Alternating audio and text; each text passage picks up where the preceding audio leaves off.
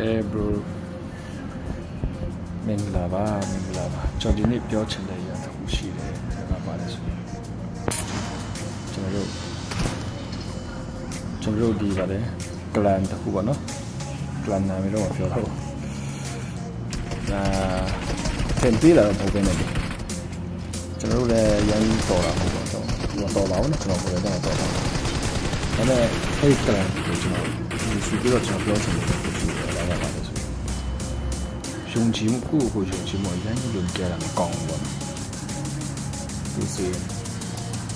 ကလန်နာချင်းပြမယ်ဆိုပြီးတော့စင်ခေါ်လိုက်တာပေါ့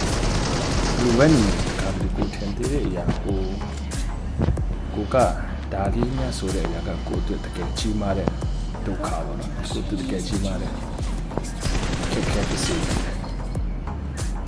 ကိုဦးမဲတို့တက်တယ်ပေါ့နော်ကိုမျက်နှာဦးမဲတို့တက်တယ်အဲကြောင့်ကျွန်တော်ပြောချင်တာပါဆိုဘယ်ရာမှာပါနော်အရင်အထက်မသေးဘူး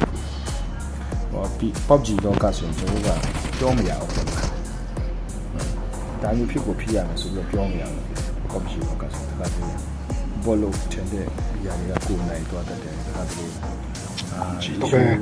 ဘယ်လိုပြောလဲ level max နဲ့ကဲ skip တမားတွေတော့ကိုယ်နိုင်တယ်ပေါ့နော်ဆိုတော့ PUBG ပြတဲ့သူတွေအဲ့ဒီပေါ့အရင်ကြီးလေးမကျဲပါနဲ့နော်အားမချောင်းပါနဲ့ကျွန်တော်ပြောချင်တယ်အရင်အားချောင်းလို့ရှိကိုချက်ခွဲတတ်တယ်နော်ကိုစေးတော့ကောင်းကလန်မင်းဒီမှာရှိနေပြီးတော့မတတ်ဘူးဆိုများနေပြီ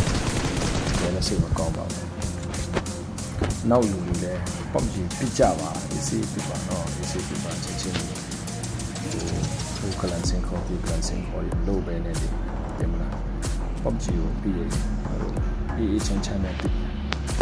ကိုနိုင်တဲ့ဟာကို highlight ထုတ်ချင်တဲ့ဟာရှိတယ် highlight ထုတ်ပေါ့ပြင်မလားဟိုကလန်စင်ခေါ်ဒီကလန်စင်ခေါ်ရလို့ပဲနေတယ်အေးချင်းချမ်းပြကြဆိုလို့ကျွန်တော်ပြောချင်ပါတယ်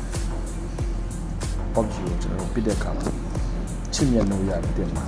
ကိုကစားတဲ့ရာကိုပြနေတဲ့ရာကိုတဲ့ဒါပြောဆိုမှုပြတဲ့ရာကိုကျွန်တော်ဒီစာ